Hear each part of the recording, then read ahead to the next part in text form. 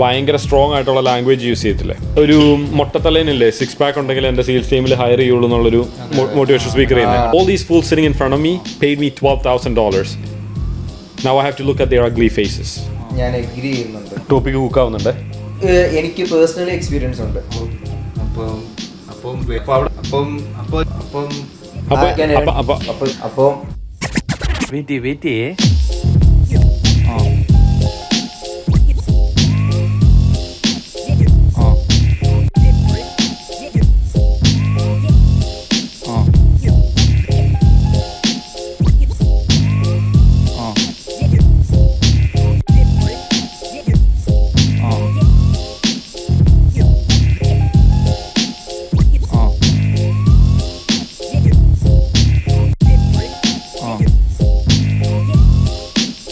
പല സമയത്തും ഇപ്പം എന്താ പറഞ്ഞ ഭയങ്കര സ്ട്രോങ് ആയിട്ടുള്ള ലാംഗ്വേജ് യൂസ് ചെയ്യത്തില്ലേ.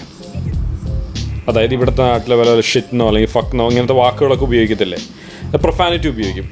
ഈ പ്രൊഫാനിറ്റി ഉപയോഗിക്കുമ്പോൾ നമുക്കത് അരോചകമായിട്ട് തോന്നത്തില്ലല്ലോ. ബട്ട് അതേസമയം നാട്ടിൽ ഇങ്ങനെ ഇൻസ്പയർ ചെയ്യുന്ന ഒരാൾ, മോട്ടിവേറ്റ് ചെയ്യുന്ന ഒരാൾ അതിൽ പ്രൊഫാനിറ്റി ഉപയോഗിച്ച് കഴിഞ്ഞാൽ, അതായത് തെറി ഉപയോഗിച്ച് കഴിഞ്ഞാൽ നമുക്കത് അരോചകമായിട്ട് തോന്നില്ല. ഉദാഹരണത്തിന് ഇപ്പോൾ അനിൽ ബാലകൃഷ്ണൻ എന്ന് പറഞ്ഞാൽ അയാളുടെ സ്റ്റേജ് അങ്ങനെ കണ്ട് ആളെ മനസ്സിലായില്ലേ. സ്റ്റേജിൽ നിന്ന് ഇങ്ങനെ എനിക്ക് ഞാൻ പറഞ്ഞ മനസ്സിലായോ? കാരണം ഇപ്പോൾ അയാളിപ്പോൾ ഞാൻ കറക്റ്റ് അതേ വീഡിയോ ഗ്രാൻഡ് കാർഡ് കൊണ്ട് അല്ല, ഒരു മൊട്ടത്തലേനില്ലേ 6 pack ഉണ്ടെങ്കിൽ എൻ്റെ സെയിൽസ് ടീമിൽ ഹയർ ചെയ്യുള്ളൂ എന്നുള്ളൊരു മോട്ടിവേഷൻ സ്പീക്കർ ചെയ്യുന്നത്.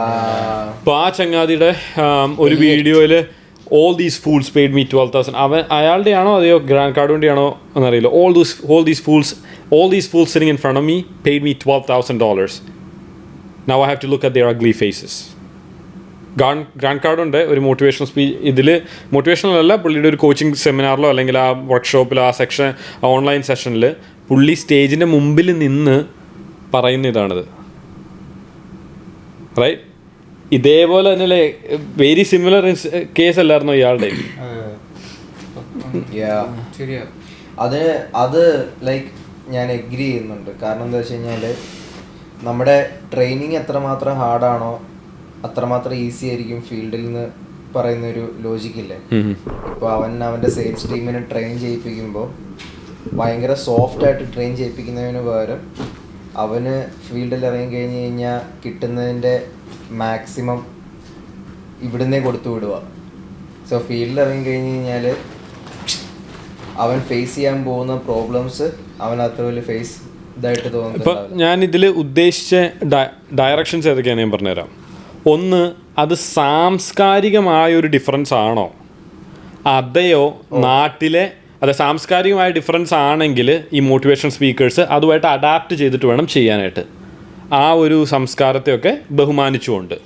ഇനി സാംസ്കാരികമായിട്ടുള്ള ഒരു വ്യത്യാസമല്ല, അത് സാംസ്കാരികമായിട്ടുള്ള വ്യത്യാസമല്ല എന്ന് പറഞ്ഞാൽ പ്രസൻറ്ററിൻ്റെ പ്രശ്നമല്ല. ഈ കേൾക്കുന്ന ആൾക്കാർക്ക് ഇവിടുത്തെ ആൾക്കാർ അത് പേഴ്സണലായിട്ട് എടുക്കാതിരിക്കുകയും നാട്ടിലെ ആൾക്കാർ പേഴ്സണലായിട്ട് എടുത്ത് ഈഗോയിനെ ഹേർട്ട് ചെയ്യുന്നതുകൊണ്ടുമാണോ? എക്സാക്ട്ലി. ഈഗോയിനെ ഹേർട്ട് ചെയ്യുന്നതിന് പകരം അത് ഒരു എന്താ പറയുക, ഇപ്പം നമ്മൾ ട്രെയിൻ ടോപ്പിക്ക് ഹുക്കാവുന്നുണ്ട്. രണ്ട് കേസിലും അവർ പ്രസംഗിക്കാൻ വേണ്ടി സ്റ്റേജിൽ കയറി നിന്ന് പ്രസംഗിക്കുന്ന ഒരു സിറ്റുവേഷൻ അല്ല. റീലിൻ്റെ നമ്മൾ ആ ചെറിയ ഭാഗമല്ലേ കാണുന്നുള്ളൂ. അതൊരു ട്രെയിനിങ്ങാണ്. ആ ഒരു ഫുൾ ട്രെയിനിങ്ങിൻ്റെ ഒരു ചെറിയ ഭാഗം, അവൻ തെറി വിളിക്കുന്ന ആ ഒരു ചെറിയ ഭാഗം, അല്ലെങ്കിൽ ഇവിടുത്തെ ആൾക്കാരാണെങ്കിലും അവൻ കത്തി നിൽക്കുന്ന ഒരു ചെറിയ ഷോട്ട് എടുത്തിട്ട് അപ്ലോഡ് ചെയ്യുന്നു, നമ്മളത് മാത്രമേ കാണുന്നുള്ളൂ. അപ്പോൾ അവിടെ നടക്കുന്ന ഒരു ട്രെയിനിങ് അല്ലേ. അതായത് അവൻ്റെ സെയിൽസ് ടീമിനെ അവൻ ട്രെയിൻ ചെയ്യിപ്പിക്കുന്ന കുറേ ഷോർട്സാണ് ആ വീഡിയോസ്. അവൻ ആ ട്രെയിൻ ചെയ്യുമ്പോൾ അത്രയും ട്രെയിനീസിൻ്റെ അല്ലെങ്കിൽ അത്രയും കമ്പനിയുടെ ഫ്രണ്ടിൽ കുറേ ആൾക്കാരെ പിടിച്ചിരുത്തിയിട്ട് ദീസ് ഫൂൾസ് മെയ്ഡ് മീ $12,000 എന്ന് പറയുമ്പോൾ അത് ഈഗോയിൽ ഹേർട്ട് ചെയ്യുന്നവൻ അവൻ്റെ കമ്പനിയിൽ നിന്ന് തന്നെ പോകും. പക്ഷെ അത് വെച്ചിട്ട് അത് യൂസ് ചെയ്ത് അവൻ്റെ കോൺഫിഡൻറ്റ് ബിൽഡ് ചെയ്യുന്ന, അല്ലെങ്കിൽ അവൻ നാളെ ഫീൽഡിൽ ഇറങ്ങി കഴിഞ്ഞ് കഴിഞ്ഞാൽ അതിനേക്കാൾ അത്രയും വരെ ഉള്ള ഒരു കപ്പാസിറ്റി അവന് വരും മെന്റലി. അപ്പൊ നിങ്ങൾ പറഞ്ഞു വരുന്നത് അതായത് ഇവിടത്തെ ആൾക്കാരുടെ ഒരു മൈൻഡും നാട്ടിലത്തെ ആൾക്കാരുടെ മൈൻഡ് കുറെ കൂടെ ഡെലിക്കറ്റ് ആണെന്നാണോ? പെട്ടെന്ന് അവരുടെ ഈഗോനെ ഹേർട്ടാവും. അതെനിക്ക് പലപ്പോഴും തോന്നുന്നുണ്ട്. നമ്മളിവിടെ ഈ ഒരു കാര്യത്തിൽ മാത്രം അങ്ങനെ ഉറപ്പിക്കാൻ പറ്റൂ. എനിക്ക് പേഴ്സണലി എക്സ്പീരിയൻസ് ഉണ്ട്. ഓക്കെ, നാട്ടിൽ കഴിഞ്ഞ പ്രാവശ്യം പോയി കഴിഞ്ഞ് കഴിഞ്ഞപ്പോൾ ഇവിടെ ഇപ്പം നമ്മുടെ അടുത്ത് ഒരു കാര്യം, ഇപ്പം നമ്മൾ ഡയറ്റ് ഫോളോ ചെയ്യുക. ഓക്കെ, നമ്മൾ ഡയറ്റ് ഫോളോ ചെയ്യുമ്പോൾ ഇപ്പം നമ്മളിവിടെ വരും പറയും എനിക്ക് ഇന്ന് ഇത് വേണ്ട കേട്ടോ, അല്ലെങ്കിൽ റൈസ് വേണ്ട. നമ്മളൊരു വീട്ടിലൊരു ഗസ്റ്റിൻ്റെ വീട്ടിൽ ചെല്ലുമ്പോൾ നമുക്കിവിടെ പറയാം because I M following this diet, ഇന്ന് റൈസ് കഴിക്കാൻ പറ്റത്തില്ല. അപ്പോൾ കുഴപ്പമില്ല, ഇത് കഴിച്ചോ, നിങ്ങൾക്ക് വേണ്ടത് മാത്രം കഴിച്ചാൽ മതി, ഇഷ്ടംമാതിരി ഫുഡ് ഉണ്ടാവും, നിങ്ങൾക്ക് വേണ്ടത് ചൂസ് ചെയ്ത് കഴിക്കാം. നാട്ടിൽ നമ്മളൊരു ബന്ധുവിൻ്റെ വീട്ടിൽ പോയാലോ എന്ന് വെച്ചാൽ എനിക്കൊരു ഡയറ്റ് ഉണ്ട്, വെറുതെ അല്ല നീ ഇങ്ങനെ മെലിഞ്ഞുണങ്ങിയിരിക്കുന്നത്. ഈ ഡയറ്റൊക്കെ നോക്കി കഴിഞ്ഞ് കഴിഞ്ഞാൽ ഒരു 10-40 വയസ്സാകുമ്പോഴേക്കും വീൽ ചെയർ നടക്കേണ്ടി വരും. ഇതൊക്കെ അങ്ങ് കഴിച്ചേ എന്നും പറഞ്ഞ് 2 ചെമ്പ് ചോറും കുറേ കറിയും പറയുന്നത് ഫയർ ആട്ടോ. ആ ഒരു ഡിഫറൻസ് ഇല്ലേ, അത് എക്സാക്ട്ലി അത്. പക്ഷെ അവർ പേഴ്സണൽ ആയിട്ട് എടുക്കും. Now the other side, now if I stick to my word, എനിക്ക് ഫുഡ് വേണ്ട, ഐ ടോൾഡ് യു, എനിക്കിത് കഴിക്കാൻ താല്പര്യം, കഴിക്കണം, അതവിടെ റൂഡായി. നാട്ടിൽ എനിക്കത് പറയാൻ പറ്റത്തില്ല, കാരണം അത് ഞാനവിടെ പറഞ്ഞു കഴിഞ്ഞ് കഴിഞ്ഞാൽ അത് റൂഡായി, അവരത് പേഴ്സണലായിട്ട് എടുക്കും. ഓ, ഞാൻ ഉണ്ടാക്കിയ സാധനം അവന് ഇഷ്ടപ്പെട്ടില്ല, അല്ലെങ്കിൽ ഓ എൻ്റെ കയ്യിൽ നിന്ന് അവൻ കഴിക്കാൻ പറ്റത്തില്ല. പിന്നെ അതിന് പല പല പല രീതിയിൽ അവരുടേതായിട്ടുള്ള നമുക്ക് നമ്മുടേതായിട്ടുള്ള ഒരു സ്റ്റാൻഡ് അവിടെ സോഷ്യലിൽ ക്രിയേറ്റ് ചെയ്യാൻ പാടാം. സൊസൈറ്റിയിൽ നമ്മളിപ്പോൾ ഒരു സൊസൈറ്റി ജീവിക്കുമ്പോൾ മോസ്റ്റ് ഓഫ് ദി ആൾക്കാരും എങ്ങനെയാണോ അതേപോലെ ഇവനും അഡാപ്റ്റ് ആവണം, ഇല്ലെങ്കിൽ അവൻ അവിടുത്തെ ഓഡ് വൺ ഔട്ട്. അതെല്ലായിടത്തും ഇല്ലേ? പക്ഷേ ഇപ്പം നമുക്ക് അത് നല്ലതുകൊണ്ട് ചീത്തയുണ്ട്. ഇപ്പോൾ ഒരു സൊസൈറ്റി ചീത്തയാണെങ്കിൽ ലൈക്ക് നമ്മൾ അവൻ്റെ കാര്യത്തിലേക്ക് ഇടപെടുത്തണ്ട, പക്ഷേ അവനിപ്പോൾ ഒരു നല്ല പാതയിൽ പോവുകയാണ്, അല്ലെങ്കിൽ അവന് ഇഷ്ടമുള്ള രീതിയിൽ വേറെ ആർക്കും ഉപദ്രവം ഉണ്ടാക്കാത്ത രീതിയിൽ, മനസ്സിലായോ, ഒരു നല്ല പാതയിൽ പോവാം, വേറെ ആർക്കും ഒരു ഉപദ്രവമില്ല, അവൻ്റെ പേഴ്സണൽ ഡെവലപ്മെൻറ്റ് കാര്യങ്ങൾ, അതിന് വേണ്ടിയിട്ട് അവൻ പല കാര്യങ്ങൾ വേണ്ടെന്ന് വെക്കുന്നു. ഇപ്പോൾ ഒരു സൊസൈറ്റി പോയി കഴിഞ്ഞ് കഴിയുമ്പോൾ അവിടെ ഉള്ളതുപോലെ തന്നെ ഫോളോ ചെയ്തില്ല എന്നുണ്ടെങ്കിൽ ഈ കൺസിഡേർഡ് ആസ് സംതിങ് ഡിഫറെൻറ്റ്. ഇവിടെ അങ്ങനെയുള്ളവരെല്ലാവരും നോർമലാണ്, സ്വന്തം കാര്യം നോക്കുന്നു, സ്വന്തം മെൻ്റൽ ഹെൽത്ത്, സ്വന്തം ഫിസിക്കൽ ഹെൽത്ത്, അങ്ങനെ നോക്കുന്നവർ ഭയങ്കര നോർമലാണ്.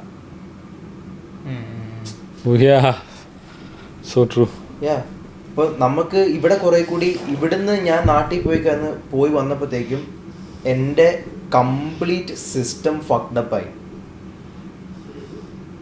The fucked up it can be the most, അത്രയായി. ബിക്കോസ് 1.5 മാസത്തോളം ഞാൻ ഓൾമോസ്റ്റ് 2 years ആയിട്ട് ബിൽഡ് ചെയ്തുകൊണ്ട് വന്ന എൻ്റെ complete habits, complete routine like 1.5 മാസത്തേക്ക് സ്റ്റോപ്പായി.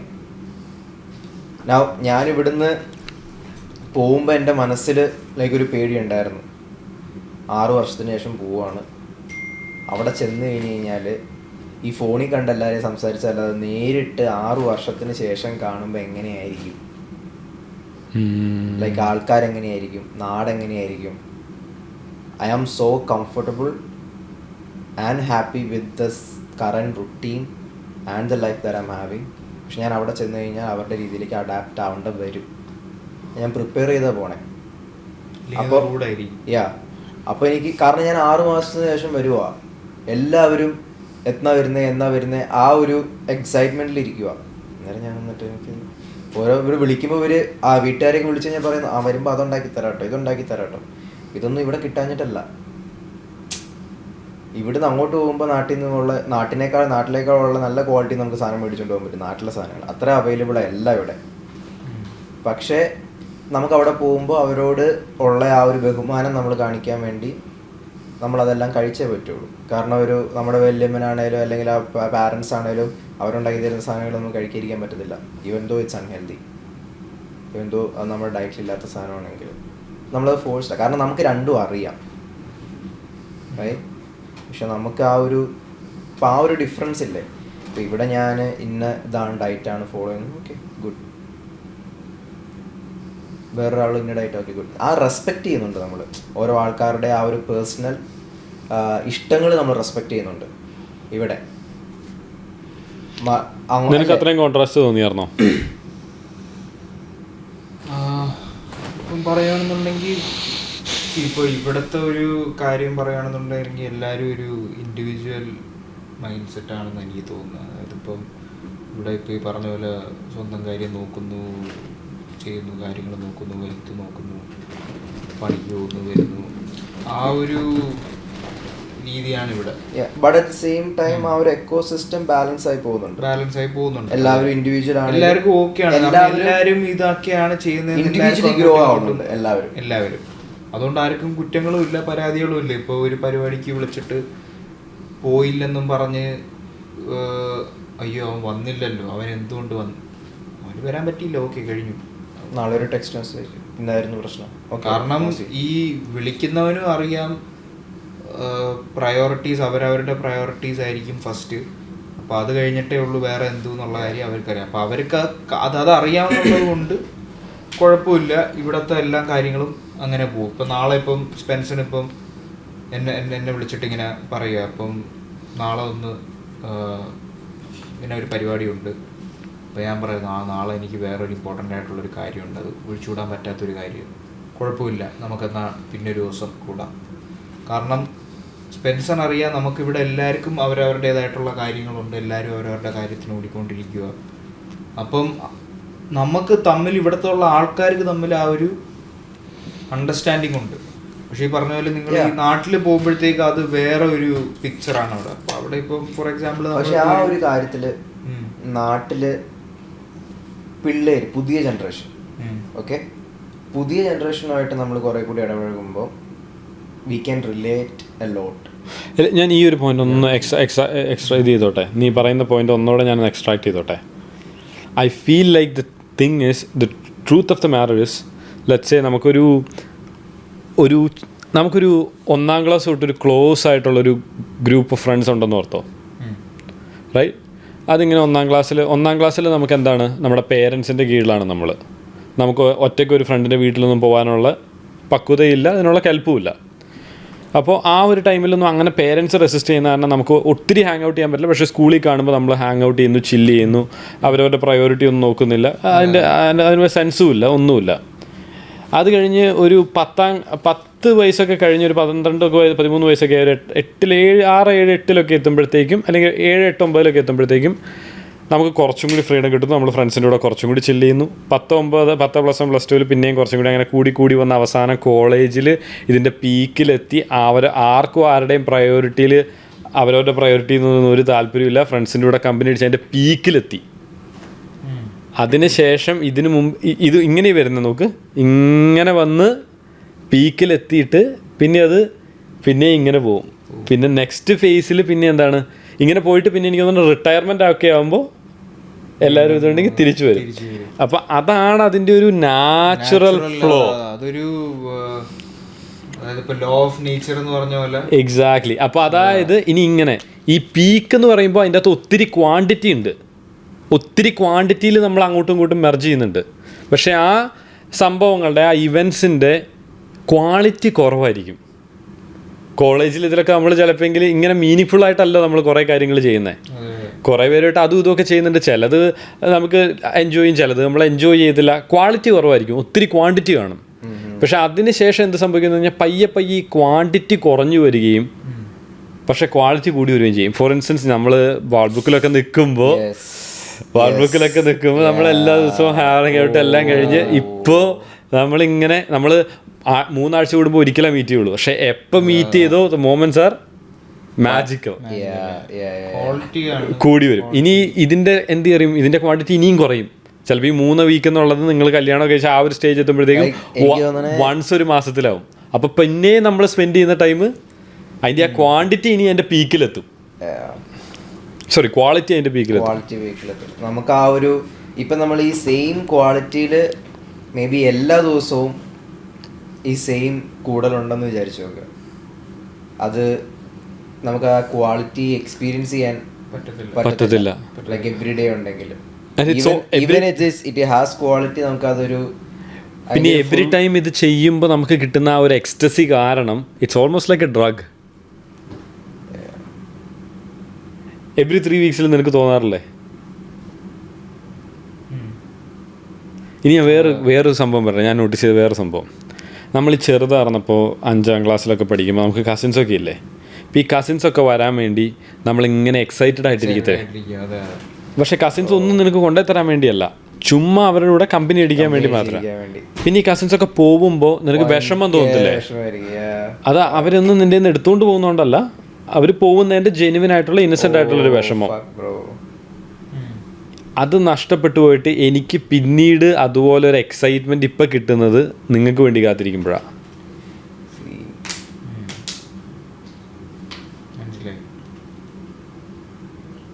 ആ ജെനുവിൻ ഇന്നസെന്റ് ആയിട്ടുള്ള ഒന്നും എക്സ്പെക്ട് ചെയ്യുന്നില്ല ശരിക്കും. എനിക്ക് തോന്നുന്നു അങ്ങനെയുള്ള റിലേഷൻഷിപ്സ് ആണെന്ന് തോന്നുന്നു കുറേ കൂടെ ക്വാളിറ്റി ഉള്ളത്. ബാക്കി ഇപ്പം നമ്മളെന്തെങ്കിലും എക്സ്പെക്ട് ചെയ്യുന്നതാണെന്നുണ്ടെങ്കിൽ അത് ലാസ്റ്റ് ചെയ്യുമെന്ന് എനിക്ക് തോന്നുന്നില്ല. അല്ലേ? ഇപ്പം ഈ കസിൻസിൻ്റെ കാര്യം പറഞ്ഞതുപോലെ അവിടെ നിങ്ങളൊന്നും എക്സ്പെക്ട് ചെയ്തില്ലായിരുന്നു. നിങ്ങൾ ജസ്റ്റ് ആ ഒരു ഫീലിംഗ് മാത്രമേ നിങ്ങൾ എക്സ്പീരിയൻസ് ചെയ്യണമെന്നുണ്ടായിരുന്നു. ആ ഒരു ജെന്യുവിനിറ്റി അതൊരു ഓക്കെ. ആ ഒരു പോയിന്റ് ഒരുപാട് കാര്യത്തിൽ നമുക്ക് റിലേറ്റ് ചെയ്യാൻ പറ്റും. ആ എക്സ്പെക്റ്റേഷൻ ഒരാളെക്കുറിച്ച് പേഴ്സണലി നമ്മളൊന്നും എക്സ്പെക്റ്റ് ചെയ്യുന്നില്ല. ലൈക്ക് ആരെക്കുറിച്ച് എനിക്ക് വേണ്ടത് നമ്മൾ തന്നെ കണ്ടുപിടിക്കണം. ബട്ട് ആ ഒരാളെക്കുറിച്ച് ഒന്നും എക്സ്പെക്റ്റ് ചെയ്യുന്നില്ല. പക്ഷേ ഈ ആൾക്കാരുടെ കൂടെ ടൈം സ്പെൻഡ് ചെയ്യുമ്പോൾ കിട്ടുന്ന നേരത്തെ പറഞ്ഞ എക്സസീവ്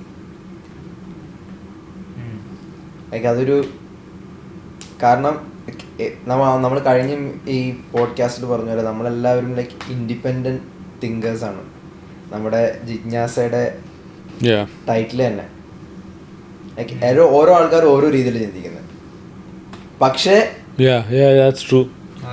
5 ആൾക്കാരും 5 രീതിയിലാണ് കംപ്ലീറ്റ്ലി. അത് ചിന്ത മാത്രമല്ല, നമുക്ക് ചെയ്യാനുള്ള കാര്യങ്ങളുടെ ഇഷ്ടം ഡിഫറെൻ്റ് ആണ്, നമ്മുടെ ഫീൽഡ് ഡിഫറെൻ്റ് ആണ്, നമ്മൾ ഒരു കാര്യത്തെക്കുറിച്ച് മനസ്സിലാക്കുന്ന പല കാര്യങ്ങളും ഡിഫറെൻ്റ് ആണ്. ബട്ട് ബാലൻസ്ഡ് ആണ്. നമുക്കൊരു കോമൺ ഗ്രൗണ്ട് ഉണ്ട് എല്ലാവർക്കും. ആ കോമൺ ഗ്രൗണ്ടിൽ നമ്മൾ ബാലൻസ്ഡ് ആണ്. നൗ നമുക്ക് എല്ലാവർക്കും അറിയേണ്ട കാര്യങ്ങൾ എല്ലാവരുടെയും കയ്യിലുണ്ട്. അത് ശ്രദ്ധിച്ചിട്ടുണ്ടോ? ബ്രേക്ക് ഡൗൺ ചെയ്യും. ഫോർ എക്സാമ്പിൾ എനിക്ക് ഡിസൈനിങ്ങിനെ കുറിച്ചോ മാർക്കറ്റിങ്ങിനെ കുറിച്ചോ അല്ലെങ്കിൽ ആ ഒരു ഫീൽഡിൽ ഒന്നിനെ കുറിച്ചും പഠിക്കേണ്ട ആവശ്യമോ വറി ചെയ്യേണ്ട ആവശ്യമില്ല. Because we have an expert with us. അതേപോലെ വലിയൊരു എല്ലാ കാര്യത്തിലും അഡ്വൈസിന്റെ കാര്യത്തിൽ അങ്ങനെ നമുക്ക് ഒരു ബാലൻസ്ഡ് എന്ന് മാത്രമല്ല. ഇപ്പോൾ നമ്മുടെ ഞാൻ വലിയ സംഭവമായിട്ട് പറയുമല്ല, പക്ഷേ ഇപ്പോൾ എനിക്കെന്തെങ്കിലും കാര്യം എനിക്ക് അറിയണം, എനിക്ക് വേറെ പുറത്ത് പോയി തിരക്കേണ്ട ആവശ്യമില്ല. I have all the resources inside the circle. For example എനിക്ക് ഇൻഷുറൻസിൻ്റെ കാര്യത്തിൽ കുറച്ച് ഡൗട്ട് ഉണ്ടായിരുന്നു. അപ്പോൾ ജസ്വിനോട് ഓൾറെഡി 6 years ആയിട്ട് ഇവിടെ ഉണ്ട്. അപ്പം അതിൻ്റെ കുറച്ച് കാര്യങ്ങൾ എനിക്ക് പറഞ്ഞു തന്നു. അപ്പം വേറെ ഒരു സ്ഥലത്ത് പോയി അന്വേഷിച്ച് അല്ലെങ്കിൽ ഒരു മണ്ടത്തരം കാണിച്ച് അതിൽ നിന്ന് പഠിച്ച് എത്രയോ പൈസയും സമയവും എനിക്കൊരു 5 minute കൊണ്ട് ജസ്വിൻ പറഞ്ഞു തന്നപ്പോൾ ഇത്രയും സാധനങ്ങൾ എനിക്ക് ലാഭമായി. മനസ്സിലായി? അപ്പോൾ അവിടെ അത്രയും നോളജിലും റിസോഴ്സസിലും റിച്ചാണ്. മനസ്സിലായോ? ഈ ഫുൾ ടീം. ഇപ്പോൾ നേരെ മറിച്ച് എനിക്ക് നിങ്ങളുടെ അടുത്തൊരു കാര്യം ചോദിക്കണം. നിങ്ങൾക്ക് ഇത്ര നാളായിട്ട് ഇവിടെ നിന്ന് അറിയാൻ പരിചയമുണ്ട്, അപ്പോൾ അവിടെ നിന്നും ഉണ്ട്. അപ്പോൾ എല്ലാവരും അങ്ങോട്ടും ഇങ്ങോട്ടും ഇത്. പക്ഷെ നമ്മൾ ഇതിൻ്റെ അത് വേറെ കാര്യമുണ്ട്, നമ്മളൊന്നും എക്സ്പെക്റ്റ് ചെയ്യുന്നില്ല. മനസ്സിലായോ? അതായത് ഇപ്പോൾ ഞാനിത് ചെയ്തു, ഇപ്പോൾ നാളെ എനിക്കിത് ചെയ്തു തരണം, ആരും അങ്ങോട്ടും ഇങ്ങോട്ടും എക്സ്പെക്റ്റ് ചെയ്യുന്നില്ല. അതുകൊണ്ടാണ് നേരത്തെ നിങ്ങൾ പറഞ്ഞതുപോലെ ബാലൻസ്ഡ് ആയിട്ട് പോകുന്നത്. അല്ലെങ്കിൽ അത് ബാലൻസ്ഡ് ആവത്തില്ല. ആരും അങ്ങോട്ടും മനസ്സിലായോ? എക്സ്പെക്ട് ചെയ്യുന്നില്ല.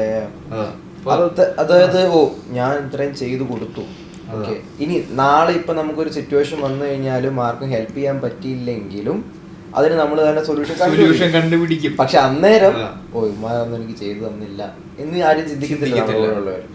ആ ഒരു എക്സ്പെക്ടേഷൻ ഇല്ല.